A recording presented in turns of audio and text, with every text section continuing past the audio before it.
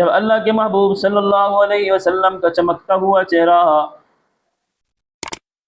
پہاڑوں کے اوڑ سے ظاہر ہوا تو سامنے بچیاں کھڑی تھیں جن کے منہ سے بے ساختہ نکلا طلع البدر علینا،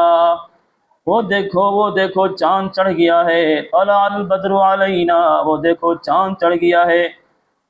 مورخ اسلام حضرت مولانا حفیظ جلندری رحمۃ اللہ علیہ لکھتے ہیں کہ جنوب کی سیما سے جب نکلا نوری غبار آخر امام الانبیاء محبوب کبریا حضرت محمد مصطفیٰ صلی اللہ تعالی علیہ وسلم نے جب مدینہ منورہ کی طرف ہجرت فرمائی، مکہ مکرمہ کو چھوڑا، تو چلتے چلتے میرے محبوب محمد عربی صلی اللہ تعالی علیہ وسلم جب مکہ مدینہ منورہ میں پہنچے، حضور اکرم صلی اللہ علیہ وسلم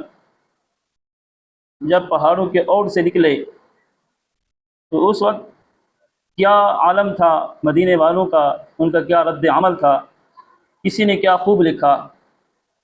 امام الانبیاء محبوب کبریا حضرت محمد مصطفیٰ صلی اللہ تعالی علیہ وسلم کی جب مدینہ منورہ میں اچانک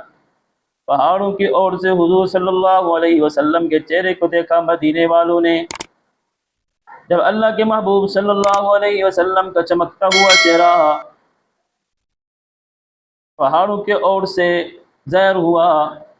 تو سامنے بچیاں کھڑی تھیں جن کے منہ سے بے ساختہ نکلا طلع البدر علینا،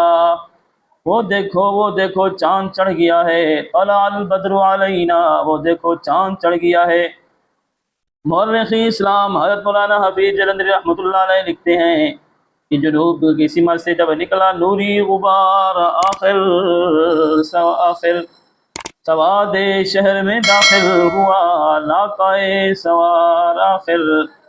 زباں پر اشرق البدر علینا کی صدائیں تھیں، دلوں میں مادع للہ داعی کی دعائیں تھیں، نبوت کی سواری جس طرف سے ہو کے جاتی تھی، نبوت کی سواری جس طرف سے ہو کے جاتی تھی، درود و نعت کے نغمات کی آواز آتی تھی، کہیں معصوم و ننھی بچیاں تھیں دف بجاتی تھیں، رسول پاک صلی اللہ علیہ وسلم کی جانب اشارے کر کر کے گاتی تھی اور کہتی کیا تھی کہ ہم ہیں بچیاں نجار کے عالی گھرانے کی، خوشی ہے آمنہ کے لال کی تشریف لانے کی۔